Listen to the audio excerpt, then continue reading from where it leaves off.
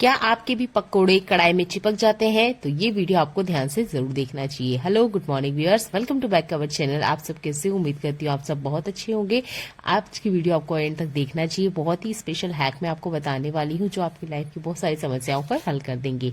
Video को and तक जरूर वॉच कीजिएगा। देख लेते हैं पहला यूजफुल टिप। पहला यूजफुल टिप मेरा पकोड़े से जुड़ा हुआ है। क्या आपके पकोड़े भी ठीक से नहीं बनते हैं और कढ़ाई में चिपक जाते हैं? तो ये हैक आपको बहुत ज्यादा पसंद आने वाला है। तो यहाँ पे फ्राई कर रही हूँ फिश, और ये देखिए अभी अभी मैंने इसे तेल में डाला है और ये ना कढ़ाई से चिपक नहीं रही है। अब आप सोच रहे होंगे ये कैसे हो सकता है, हम तो जब भी कुछ फ्राई करते हैं तो वो कढ़ाई से चिपक ही जाता है। तो यहाँ पर मैं इसे निकाल के आपको दिखा रही हूँ। तो पहले आप ये देख लीजिए कि ये कढ़ाई से बिल्कुल भी नहीं चिपक रहा है। तो यहाँ पर एक स्पेशल ट्रिक है जो कि मैंने लगाई है। ये मेरा पर्सनल एक्सपीरियंस है, तो इसे आप जरूर करके देखिएगा। आपने जब भी कुछ फ्राई करना है कोशिश कीजिएगा आपने एल्यूमिनियम की कढ़ाई यूज नहीं करनी है, आपने यूज करनी है लोहे की कढ़ाई। लोहे की कढ़ाई में आप कुछ भी फ्राई कीजिए, स्पेशली जो पकोड़ा होता है या जो फिश होती है ये बिल्कुल भी कढ़ाई में नहीं चिपकती है। ये दो मैंने पहले ही मैं न्यू कढ़ाई लेकर आई हूँ। लोहे की है इसलिए इसका कलर ऐसा है, पर ये बहुत ज्यादा काम आती है जब भी मुझे पकोड़ा फ्राई करना होता है। बिल्कुल भी नहीं चिपकता है और जो तेल है वो भी बहुत कम लगता है। इतने से तेल में मैंने लगभग 2 केजी फिश को फ्राई किया है, क्योंकि फिश में भी ऑलरेडी तेल होता है। ये बहुत ही कमाल का हैक है जो कि बहुत सारे लोग आपको नहीं बताए होंगे। क्या ये ट्रिक आपने अप्लाई करके देखिए? करी है तो कमेंट करके जरूर बताइएगा। और यहाँ पर देखिए मैं जैसे जैसे फिश डालती जा रही हूँ दूसरी फिश ना अपने आप उसकी जगह बना रही है, बिल्कुल भी चिपक नहीं रही है। बहुत ही कमाल का हैक है। तो आप ना कढ़ाई का चुनाव अगर लोहे की करेंगे तो आपको ये प्रॉब्लम कभी नहीं आएगी। उम्मीद करती हूँ ये ट्रिक आपको पसंद आती है और आप इसे दूसरों को भी शेयर करेंगे अगर उनके पकोड़ा वगैरह भी कढ़ाई में चिपकते हैं। अगला यूजफुल हैक मेरा प्याज से जुड़ा हुआ है। जब भी हम प्याज को छीलते हैं तो प्याज को छिलते छिलते या प्याज पूरा काट लेते हैं, उसके बाद में हमारे हाथों में से बहुत ज्यादा ना बैड स्मेल आती है। अब हम बर्तन लिक्विड से हाथ धोएं या हैंड वॉश से धोएं या साबुन से धोएं, वो स्मेल ना जाने का नाम नहीं लेती है। तो एक छोटा सा नुस्खा मैं आपको बताऊंगी। तो जितना प्याज वगैरह है अच्छे से बड़े से छील लीजिए, कटिंग कर लीजिए। उसके बाद में आपने क्या करना है, आपके किचन में जो चाय पत्ती होती है चाय पत्ती का यूज करना है। चाय पत्ती में हमें कुछ ऐड नहीं करना है। अगर आप पानी वगैरह ऐड करते हैं ना तो हाथ में कलर आ जाएगा। कुछ ऐड नहीं करना है, बस अच्छे से ना अपने हाथों में इससे स्क्रबिंग करनी है। अच्छे से स्क्रबिंग करेंगे आप देखेंगे चाय पत्ती में जितनी स्मेल प्याज की आपके हाथों में थी वो सारी की सारी निकल जाती है। मैंने इसे करके देखा है, मुझे तो बहुत अच्छा इसका रिजल्ट मिला है। 100% ये ट्रिक काम करती है। अच्छे से मैंने अपने हाथों को मला और जितनी भी स्मेल थी ना हाथों की वो निकल चुकी थी। उम्मीद करती हूँ ट्रिक भी आपको पसंद आएगी और इसे एक बार आप जरूर करके देखिएगा। तो ये ट्रिक भी आपको बहुत ज्यादा आपके कामों को आसान बना देगी। दूसरा यूजफुल हैक भी प्याज से ही जुड़ा हुआ है। तो बहुत बार ऐसा होता है कि हमारे घर में 3-4 टाइम सब्जियां बनती है और उन सब में प्याज डलना होता है। तो कोशिश कीजिए एक ही बार में आप प्याज को छील के रख लें। और पानी वाली ट्रिक मैंने पहले बताई थी, तो इससे क्या होता है कि जो प्याज का स्वाद है वो खत्म हो जाता है। तो कोशिश कीजिएगा पानी में ना डिप करते हुए आप किचन डस्टर को ही इसमें डिप कर दीजिए। इसे अच्छे से हमने गीला करना है। इसके बाद में निचोड़ के इसका पानी निकाल देना है, एक्स्ट्रा जितना भी है। और जो ये प्याज हमने छिलका उतार के रखा है इस किचन डस्टर के अंदर आप रख दीजिए। जब आप सब्जी कटिंग करते हैं या आटा लगाते हैं उसके बीच में जो टाइम होता है उस टाइम इस ट्रिक को यूज करके देखिएगा। प्याज आपकी आंखों में बिल्कुल नहीं लगने वाला है। और दिन भर में अगर 3-4 बार सब्जी बनती है और प्याज बार बार डालने का काम होता है, यानी कि प्याज की ही सब्जी में बेसिक मसाला बनता है, तब तो आपने दिन भर के जितने प्याज है या जितनी बार की आपकी सब्जी बनती है पूरे प्याज कटिंग करके इस तरीके से किचन डस्टर में रख सकते हैं। इससे प्याज खराब भी नहीं होते हैं और किचन में प्याज की वजह से किसी तरह की कोई बैड स्मेल भी नहीं आती है। ये बहुत ही कमाल का हैक है, जरूर यूज करके देखिएगा। इसे कटिंग करते वक्त बिल्कुल भी आंखों में से आंसू नहीं आने वाले हैं। मुझे तो बहुत अच्छा ये ट्रिक लगा है, एक बार आप भी जरूर करके देखिएगा। अगला यूजफुल हैक मेरा चिमटे से जुड़ा हुआ है। चिमटे से हम रोटी पकाते हैं, पराठा पकाते हैं, पर इसके ऊपर ना हम ध्यान नहीं देते हैं। तो देखिए बहुत बार क्या होता है इस चिमटे में ना चिकनाहट आ जाती है। हम नॉर्मल बर्तन लिक्विड से तो इसे क्लीन करते हैं, उसके बाद में इसकी जो चिकनाहट है वो बिल्कुल नहीं जाती है। तो आप यूज कर सकते हैं नींबू का। तो मेरे पास एक पुराना नींबू था जिसका कवर आप देख सकते हैं कि लगभग सूख चुका है, पर इसके अंदर ना जूस काफी सारा था, तो मैंने इसे नहीं फेंका और इसका मैं इस तरीके से यूज कर रही हूँ। तो आपके पास अगर फ्रेश नींबू है तो उसका भी आप यूज कर सकते हैं, या नींबू का जूस निकाल लीजिए, उसका जो छिलका बचता है उसका भी यूज कर सकते हैं।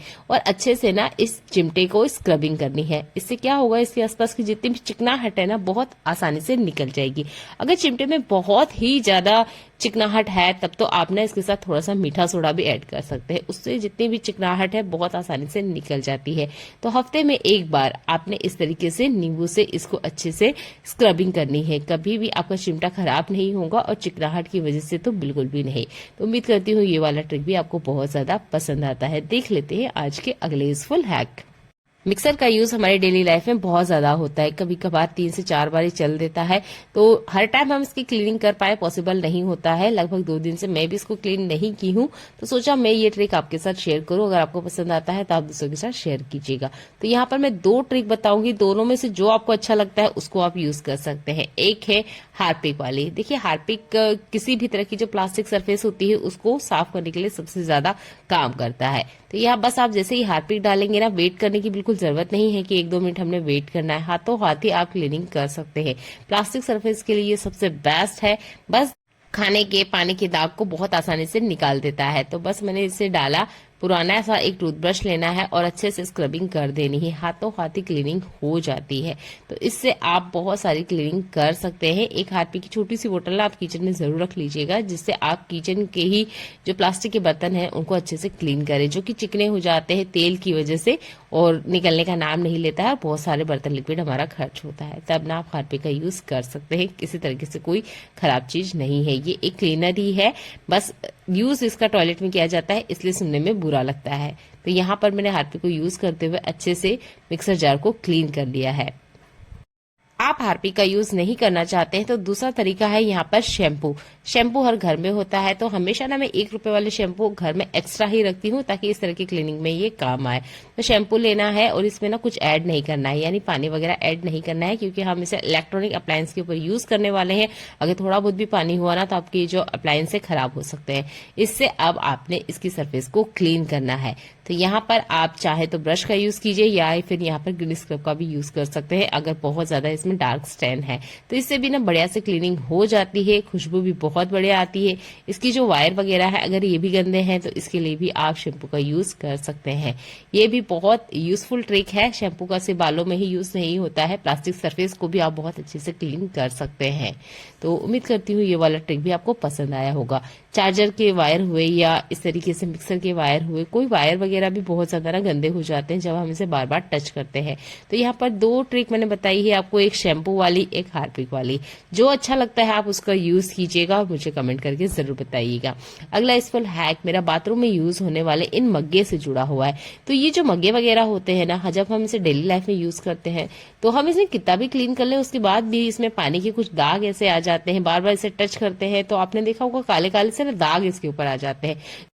ये हार्ड वाटर के स्टैंड होते हैं जो कि आसानी से नहीं निकलते हैं।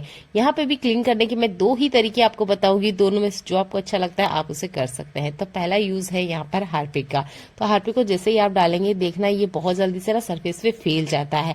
तो एक तो हार्पिक महंगा भी आता है, तो आपके पास बिल्कुल चॉइस है, आप हार्पिक का यूज करें या ना करें।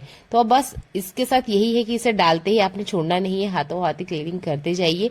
बहुत ही आसानी से आपको रिजल्ट मिलेगा और सबसे अच्छा रिजल्ट मिलता है हार्पिक का प्लास्टिक की सरफेस के लिए। तो मुझे तो ये पर्सनल एक्सपीरियंस है, एक बार जरूर करके देखिएगा। तो मैंने इसे जैसे जैसे क्लीन किया, इसके जितने दाग धब्बे थे हाथों हाथ ही क्लीन हो गए थे अच्छे से। बढ़िया से इसको क्लीन करके मैं आपको दिखा रही हूँ, इसके ऊपर जितने भी दाग धब्बे हैं वो सारे के सारे ना निकल चुके हैं। अब दूसरा तरीका मैं आपको बता रही हूँ, उसको भी आप एक बार यूज करके देखिएगा। तो देखिए, जब हम हार्पिक का यूज करते हैं ना तो हाथों का बिल्कुल यूज नहीं करना है। हो सके तो ग्लव्स को पहनिए या कोशिश कीजिए कि ना के बराबर आप हार्पिक को टच करें। यह है हार्पिक को यूज करने का तरीका। दूसरा तरीका है आपका शैम्पू। यहाँ पे भी मैंने 1 रुपए वाला शैम्पू ही लिया है। बस इसे यूज करते वक्त आपने अपने हाथों का यूज करना होगा। यहाँ पर चाहिए हमें स्क्रबर, स्टील स्क्रबर मत यूज कीजिएगा, इस तरह का जो ग्रीन स्क्रबर है इसका यूज कीजिएगा। अच्छे से इसको जैसे हम बर्तन साफ करते हैं उस तरीके से साफ कीजिएगा। जितने भी स्टैंड है बहुत आसानी से निकल जाते हैं, क्योंकि शैम्पू हमारे बाथरूम में होता ही है, तो आप ना शैम्पू का यूज कर सकते हैं। मैंने बाथरूम से बाहर निकल के आपको कोई क्लीनिंग का तरीका नहीं बताया है। बाथरूम में जो रखी हुई चीजें हैं उसी से पानी के मग्गे को क्लीन करना बताया है। पानी की जो बाल्टी है, पटा है, आप उसको अच्छे से क्लीन कर सकते हैं। तो शैम्पू से भी 100% रिजल्ट आता है, बस स्क्रबिंग आपको यहाँ पे करनी पड़ेगी। हार्पिक में आपको स्क्रबिंग नहीं करनी पड़ती है, हाथों हाथ ही रिजल्ट आ जाता है और इंस्टेंट सॉल्यूशन है। तो दोनों में से यहाँ पे भी आपको जो अच्छा लगता है उस ट्रिक का आप यूज कर सकते हैं। देख लेते हैं आज का अगला यूजफुल हैक। कंघे का यूज हमारी डेली लाइफ में बहुत ज्यादा किया जाता है, तो जब भी आप कंघा यूज करते हैं कोशिश कीजिएगा लाइट कलर का ही कंघा लेकर आए घर पे, क्योंकि इसके ऊपर जो गंदगी है बहुत आसानी से दिख जाती है। जैसे ही आपको देखने में आएगा कि ये गंदे हो चुके हैं, आप हाथों हाथ इन्हें क्लीन कर सकते हैं, क्योंकि गंदे कॉन्ग को बार बार सिर में डालना अच्छी बात नहीं होती है। स्केल खराब होते हैं और बहुत बार इन्फेक्शन भी हो जाता है। तो जब भी आपको कॉन्ग गंदा लगता है तो आप ना यहाँ पर लगा लीजिए कपड़े धोने वाला हल्का सा साबुन और यूज कीजिए कपड़े ही घिसने वाले ब्रश का।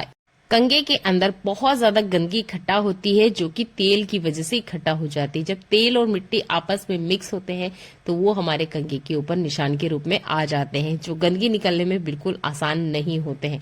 आपको बहुत सारे यहाँ पे ट्रिक मैंने पहले भी बताया है, शैम्पू का बताया है, पाउडर का ट्रिक बताया है, पर वो ना थोड़ा टाइम कंज्यूमिंग होता है और अलग से हमें टाइम निकालना होता है। पर अगर आपको लगता है कंघा गंदा है तो बस आपने जब भी आप नहाने जाते हैं वॉशरूम में बस इसे पटक दीजिए और जब भी आपको टाइम मिलता है 1 मिनट से भी कम वक्त लगेगा और हाथों हाथ ही ना आपकी जो कंघ वगैरह है क्लीन हो जाते हैं। किचन साफ कर लेने के बाद किचन डस्टर को हमेशा क्लीन करें। तो यहाँ पर बर्तन क्लीन हो चुके हैं, उसके बाद मैंने लिया है बर्तन लिक्विड, थोड़ा सा लिया है मैंने संतरे का जूस। यहाँ पर संतरे के छिलके से मैंने इस जूस को बना के रखा था, क्योंकि किचन डस्टर को हम कितना ही क्लीन क्यों ना कर ले, इसमें से एक तेल की स्मेल आती ही है। इसे क्लीन करने के लिए आप संतरे के छिलके के जूस का यूज कर सकते हैं। आप यहाँ नींबू के छिलके का भी जूस का यूज कर सकते हैं। अच्छे से इनको आप बर्तन लिक्विड के साथ क्लीन कीजिए। इसमें से जो बैड स्मेल आने की प्रॉब्लम है ना, वो खत्म हो जाएगी। अगर हम किचन डस्टर को नॉर्मल साबुन से क्लीन करते हैं, उसके बाद भी इसमें तेल की स्मेल आती ही है, तो कोशिश कीजिएगा आप नए तरीके से इस तरीके से इन किचन डस्टर को क्लीन कीजिए।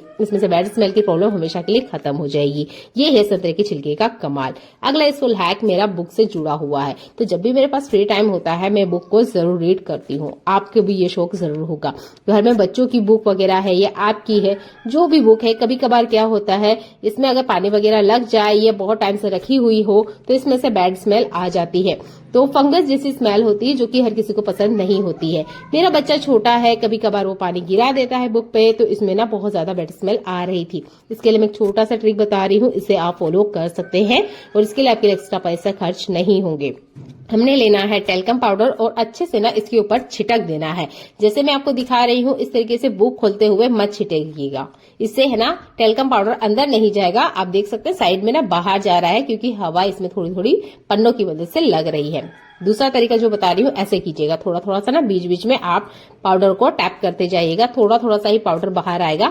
इससे ना बुक की जितनी भी बैड स्मेल है वो अच्छे से निकल जाएगी। आप चाहे तो धूप में रख सकते हैं, अगर धूप नहीं आ रही है तब ये टेल्कम पाउडर वाली ट्रिक बहुत ज्यादा काम आती है। पाउडर का कलर सफेद होता है, इसलिए ये बुक पे किसी तरह का कोई निशान नहीं रखता है, इसलिए आराम से आप इसका यूज कर सकते हैं बिना झिझक के। अगला यूजफुल हैक पपीता से जुड़ा हुआ है। बहुत ही कमाल के हैक मैं बताने वाली हूँ, वीडियो को कंटिन्यू देखते रहिएगा। आपके घर में अगर कोई डायबिटिक पेशेंट है, उसका शुगर बिल्कुल कंट्रोल में नहीं है, तो डेली आप उन्हें एक पपीता दीजिए। यकीन मानिए इससे शुगर बहुत ज्यादा कंट्रोल में रहती है। दूसरा, पपीता को हमेशा ना बीच में से कट कीजिएगा। ये पपीता को काटने का बिल्कुल ही सही तरीका है, कभी भी इसके मुंह वाले हिस्से से मत कटिंग कीजिएगा। अगर आप पपीता काट ही रहे हैं तो इसके बीज को तो कभी गलती से डस्टबिन में मत फेंकिएगा, ये बहुत ज्यादा आपके काम आ सकते हैं। यहाँ आपको मैं एक ट्रिक पहले भी बताई हूँ, फिर से बता रही हूँ। पपीता की बीजों की पहचान आप बहुत आसानी से कर सकते हैं। इसमें एक होता है मेल सीड, एक होता है फीमेल सीड। जो ब्लैक कलर के होते हैं ये फीमेल सीड है और जो हल्के लाइट कलर के होते हैं ये मेल सीड है। इस आसान ट्रिक से आप पपीता की बीजों की पहचान कर सकते हैं। इन बीज को आप आराम से संभाल के रख लीजिए। रेनी सीजन में इससे आप प्लांट ले सकते हैं और हफ्ते भर में ही फल आ जाता है। ये पपीता मैंने अपनी गार्डन में से ही निकाला है, ये वीडियो मैं आपको पहले भी अपलोड करके दिखा चुकी हूँ। तो यहाँ पर ना पपीता को ऊपर से आप इस तरीके से कट करेंगे। आपने भी सुना होगा और देखा ही होगा कि इसकी जो व्हाइट लेयर होती है वो खाने में यूज नहीं की जाती है, तो इसको निकालने में भी काफी ज्यादा प्रॉब्लम होती है। चाकू को अगर ऊपर की तरफ से आप इस तरीके से घुमाएंगे ना, तो इसकी जितनी व्हाइट लेयर है ना बहुत आसानी से निकल जाएगी। जरा जरा सा भी गूदा बाहर नहीं आएगा, बीज भी सारा का सारा ही बाहर आ जाएगा, क्योंकि पपीता को काटते वक्त काफी सारा ना लिक्विड रिलीज होता है जिसकी वजह से हाथ चिपचिपे हो जाते हैं। पर इस ट्रिक से अगर आप पपीता को कटिंग करते हैं, व्हाइट लेयर भी निकल जाएगी, बीज भी सारा बाहर आ जाएगा। ये बहुत ही आसान से ट्रिक है, इसे यूज करके देखिएगा। मैं अगेन फिर से आपको दिखा रही हूँ, चाकू को आपने इस तरीके से इस पे घुमाना है, बस हल्का सा आप घुमाएंगे, इसकी जो व्हाइट लेयर है बहुत आसानी से बाहर आ जाएगी। नॉर्मली हम पपीता का तो खाने में यूज कर लेते हैं, पर पपीता के छिलके का हम यूज नहीं करते हैं, पर आज इसका भी यूज करके मैं आपको बताने वाली हूँ। तो ज्यादातर हम पपीते के छिलके को फेंक देते हैं, पर क्या आप जानते हैं जितने गुण पपीता के अंदर होते हैं उतने ही गुण पपीता के छिलके में भी होते हैं। इसे आप कभी भी मत फेंकिएगा। जो ट्रिक मैं आपको बता रही हूँ इसका आप यूज कर सकते हैं। तो यहाँ पर पपीते के छिलके दो तरीके से आप यूज में ले सकते हैं। पहला तो आप एक बाउल वगैरह में पानी ले लीजिए और उसमें आप इसे डाल लीजिएगा। पहले इससे आपने ना पपीता को अच्छे से क्लीन कर लेना है। पपीता को क्लीन करेंगे तो इसके ऊपर जितना भी केमिकल का छिड़काव किया जाता है इसे पकाने के लिए, वो इसके ऊपर से हट जाएगा। नॉर्मल इसके ऊपर पानी डाल दीजिए, एक दिन के लिए इस पानी को रख दीजिएगा। इस पानी से आप अपने सिर को धो सकते हैं। बालों में शाइन बहुत अच्छी आती है, बालों की ग्रोथ बहुत अच्छी होती है। इसमें होता है मोनोसैचुरेटेड तत्व जो हमारी बॉडी के लिए बहुत ही ज्यादा लाभदायक होता है। इसमें बहुत सारी प्रॉपर्टीज होती है जो हमारी हेल्थ को बहुत ज्यादा बेनिफिट देती है। चाहे तो आप इस पानी को पी भी सकते हैं, अगर आप इसे नहीं पीना चाहते हैं तो आप इससे अपने बाल भी अच्छे से धो सकते हैं। अगर मैं आपको तीसरा तरीका बताऊं तो वो भी आपके बहुत ज्यादा काम आएगा। आप ना इस पानी को प्लांट को भी दे सकते हैं, क्योंकि प्लांट में हम मिट्टी में से पानी डालते हैं, उससे प्लांट की ग्रोथ नहीं होती है, हमें उसमें फर्टिलाइजर डालने होते हैं जिसके लिए हम मार्केट से पैसा खर्च करते हैं।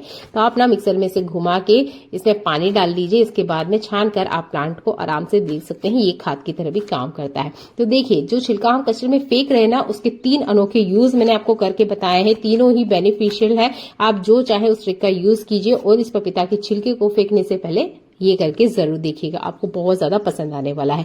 देख लेते हैं आज का अगला यूजफुल हैक। तो हमारे घर में जब भी ऑनलाइन पिज्जा वगैरह आता है तो उनके साथ ये शीशे जरूर आते हैं। ज्यादातर हम इसका यूज नहीं करते हैं, थोड़े बहुत बच जाते हैं तो हम इसे फेंक देते हैं। इसे मत फेंकिए, आप इससे पराठा बना सकते हैं, और अगर होममेड पिज्जा बना रहे हैं तब तो आपके बहुत ज्यादा काम आने वाले हैं।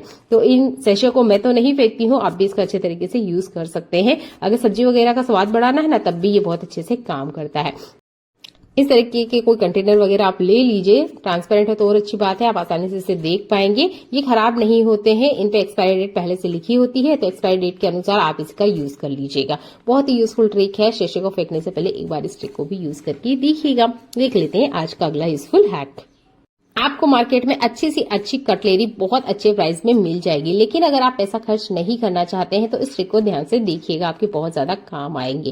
तो आप ना ले लीजिए एक टिश्यू पेपर को और हमेशा इस तरीके के होल्डर में बेस में लगा के रखिएगा। इससे जो बेस है वो क्लीन रहता है, साफ सुथरा रहता है, बार बार आपको क्लीन करने की जरूरत नहीं होगी। अच्छा, यहाँ पर आप ना एक रबड़ का यूज कर सकते हैं। आपके पास मिठाई के डिब्बे वाला रबड़ है तो बहुत अच्छी बात है, मेरे पास नहीं था इसलिए फिलहाल में मैं बालों का जो रबड़ है ना उसी का यूज करके दिखा रही हूँ। तो इस तरीके से आप ना सेक्शन बना सकते हैं। आप चाहे तो 2 रबड़ लगा के यहाँ पर 4 सेक्शन भी बना सकते हैं। इसमें आप अपनी चम्मचों को आराम से रख सकते हैं, अगर कांटे की चम्मच रखते हैं तो वो भी रख सकते हैं, और चाकू वगैरह रखते हैं तब भी आप आसानी से इस तरीके से रख सकते हैं। तो एक रबड़ से आप इस तरीके के बॉक्सेस को 2-3 पार्ट में डिवाइड कर सकते हैं और अपनी कटलेरी को आसानी से रख सकते हैं।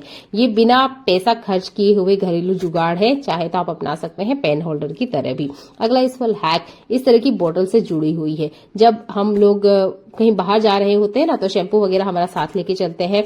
बॉडी लोशन और शैम्पू की बोतल में ये दिक्कत होती है, जब इस तरह की बोतल को हम बाहर लेके जाते हैं, थोड़ा सा भी अगर इस पे प्रेशर हुआ, ये थोड़ा सा भी ये दब गई ना, तो सारा का सारा बाहर आ जाता है और हमारा जो पूरा बैग है ना मैसी हो जाता है। तो आप क्या कीजिएगा, इसको पहले आप खोल लीजिए, जितना शैम्पू वगैरह है या वैसलीन है उसको निकाल लीजिए, यूज कर लीजिए। इसके बाद में अच्छे से इसको वाइप कर लीजिए। अब ये ट्रिक आपने अपनाना है, इससे आपकी जो बोतल के अंदर का जो भी लिक्विड है वो बिल्कुल बाहर नहीं आएगा। 3-4 बार अच्छे से आप इसको प्रेस कीजिए, यानी कि आपने इसको खाली कर लेना है। खाली कर लेने के बाद इसे बोतल में वापस लगा दीजिए। अब ये बोतल बाहर ले जाते वक्त ये हमारे बैग में रखी है, बैग में आड़ी टेढ़ी हो जाए, गिर जाए, उल्टी सीधी हो जाए या गलती से हमारा इस पे हाथ लग जाए, इसमें से लिक्विड बिल्कुल भी बाहर नहीं आने वाला है। बहुत ही आसान सा ट्रिक है, उन लोगों के लिए तो बहुत ज्यादा काम आएगा जो इस तरह की बोतल कैरी करके अपने साथ में चलते हैं, क्योंकि इस तरह के प्रोडक्ट बार बार हम खरीद पाए पॉसिबल नहीं हो पाते हैं, महंगे भी आते हैं। तो इस तरह के प्रोडक्ट हमेशा हम हमारे साथ में लेके चलते हैं। देखिए मैंने प्रेस किया, हल्का सा नाम मात्र आया, शायद इसमें थोड़ा बहुत रह गया था, तो देखिए इस तरीके से बहुत कम क्वांटिटी में या ना के बराबर ही आता है। तो इस तरह की बोतल को अगली बार अपने साथ ले जाने से पहले इस ट्रिक को जरूर यूज करके देखिएगा। कमाल का हैक मुझे लगा है, आप भी इसे अपनाकर अपने बहुत सारे पैसों की बचत कर सकते हैं। देख लेते हैं अगला यूजफुल हैक। अगला यूजफुल हैक भी मेरा बोतल से ही जुड़ा हुआ है। डिश वॉश जेल की जो बोतल होती है ना, बहुत बार इसके ढक्कन वगैरह खराब हो जाते हैं, निकालना हम थोड़ा चाहते हैं, बहुत सारा बाहर आ जाता है, तब क्या करें? क्या इसके ढक्कन को बदल दें या नई बोतल लेकर आए? तो देखिए ना बोतल बदलने की जरूरत है ना ही ढक्कन बदलने की जरूरत है। इस ट्रिक का आप यूज कर सकते हैं। तो यहाँ पर ले लीजिए आप पॉली बैग को, इस तरीके से छोटा सा सर्कल आपने यहाँ पर कट करना है और इसको ना आपने कट करते हुए बोतल के ऊपर अच्छे से लगा देना है। इसे अगर आप कहीं बाहर लेके जा रहे हैं तब तो आप इसी तरीके से लगा लीजिए, आराम से आप बोतल्स को बाहर लेके जा सकते हैं। ये भी ट्रेवलिंग का ही एक छोटा सा ट्रिक है जिसको आप यूज कर सकते हैं। तो यहाँ पर आप एक रबड़ लगा लीजिए, जो नॉर्मल रबड़ हम बाल वगैरह में लगाते हैं ना, यही वाला रबड़ लगा लीजिए। इससे जरा सा भी लिक्विड बाहर नहीं आएगा। जरूरी नहीं है आप डिश वॉश जेल की बोतल पे ये ट्रिक यूज करें, दूसरी भी कोई बोतल्स हैं जिसमें कुछ लिक्विड है या तेल वगैरह है, बाहर आप ले जा रहे हैं और ये गिर जाता है और बाहर निकलता है, तब भी आप इस ट्रिक का यूज कर सकते हैं। तो यहाँ पर दिक्कत ये हो रही थी कि इस ढक्कन में से काफी सारा लिक्विड एक साथ ही बाहर आ रहा था। तो आप ले लीजिए एक सेफ्टी पिन, और सेफ्टी पिन ले जाने के बाद में 3-4 होल इसमें आप कर लीजिए।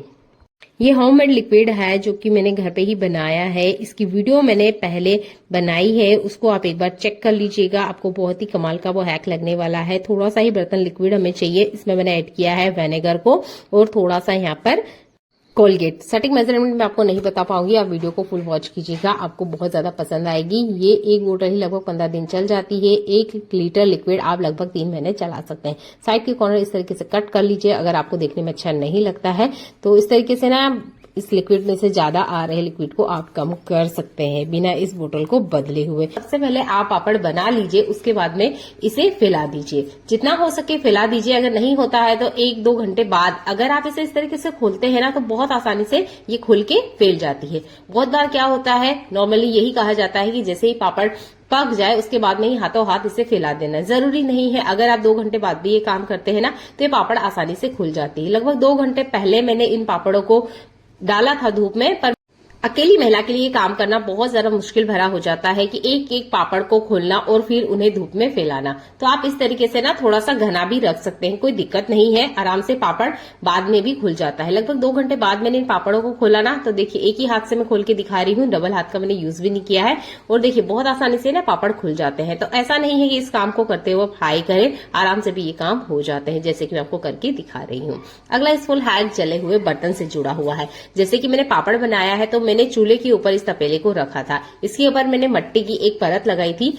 जब भी आप अपना बर्तन चूल्हे के ऊपर रखते हैं, एक मिट्टी का लेप लगाएं, इससे बर्तन जलते नहीं है। और इसे क्लीन करने से पहले अगर आप ये ट्रिक अपनाते हैं तो आपके हाथ काले बिल्कुल नहीं होंगे और जो बर्तन है ना बहुत आसानी से क्लीन भी हो जाएगा। देखने में लगेगा कि इसमें बहुत सारा हमारा बर्तन लिक्विड जाने वाला है, पर बिल्कुल नाम मात्र का बर्तन लिक्विड जाएगा और जो बर्तन है ना अच्छे से क्लीन हो जाएगा। तो सबसे पहले आप इसके ऊपर पानी डाल दीजिए। अच्छे से ऊपर जितनी मिट्टी है वो तो निकल ही जाती है, पर जो मिट्टी जल गई है या नीचे वाला जो तला होता है ये नहीं निकलता है। साइड की जो कॉर्नर्स है ना ये अच्छे से निकल जाते हैं। अगर मैं यहाँ मिट्टी नहीं लगाती तो पानी डालने पर ये जो कालापन है ये बिल्कुल भी नहीं निकलता। तो इस तरीके से ना आप मिट्टी का लेप जरूर लगाएं। तो यहाँ पर मैंने पानी डाला और लगभग 50% जो सफाई है वो तपेले की हो चुकी है। इसके बाद भी ना काफी ज्यादा काला है। अच्छा, इसे साफ करते वक्त हमेशा हैंड ग्लव्स पहने। मेरे पास अभी हैंड ग्लव्स नहीं है, पर उसके बाद भी ना मेरे हाथों में दाग भी नहीं लगेंगे और जो बर्तन है ना अच्छे से क्लीन हो जाएगा।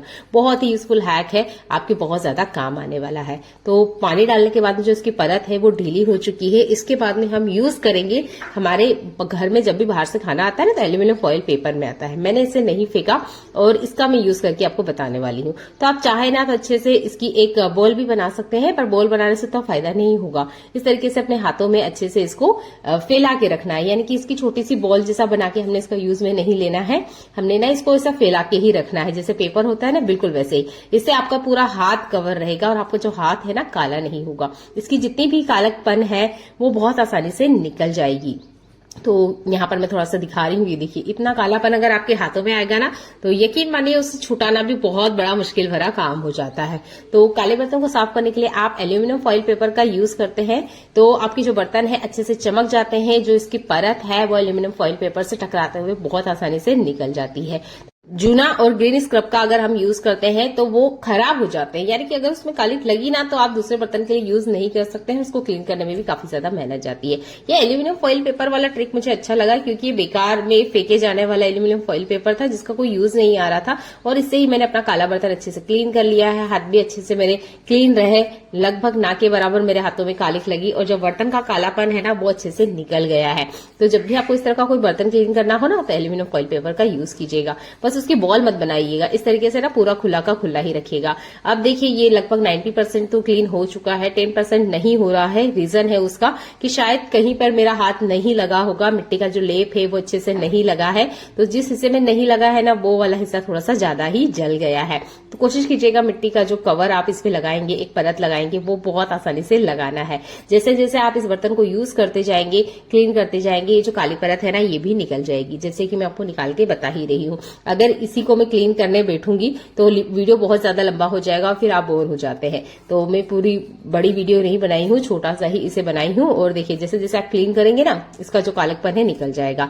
तो आप ना जब भी इसे क्लीन कर रहे हैं, जैसे ऐसा कोई काला बर्तन है, आपने ये ट्रिक स्टील के बर्तन के लिए भी यूज कर सकते हैं, पर एल्यूमिनियम बर्तन पे ये ज्यादा अच्छे से काम करती है।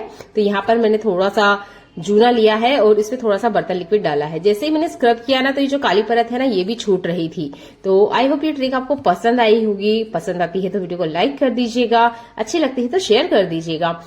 ये ट्रिक उन महिलाओं को बहुत ज्यादा पसंद आने वाली है जो कभी कभार चूल्हे पे काम करती है और उनका जो बर्तन है ना खराब हो जाता है और बिल्कुल समझ नहीं आता है कि इसे कैसे क्लीन करें।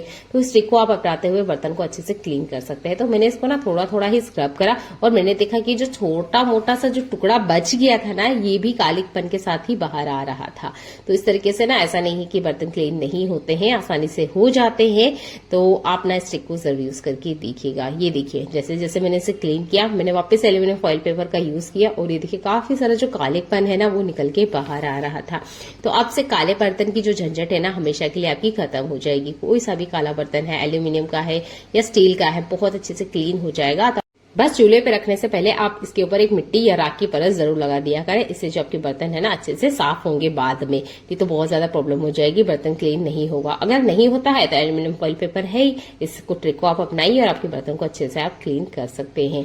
आप देख सकते हैं बर्तन ना काफी हद तक साफ हो चुका है। बाद में से एक दो बार मैं और क्लीन करूंगी तो ये अच्छे से हो जाएगा।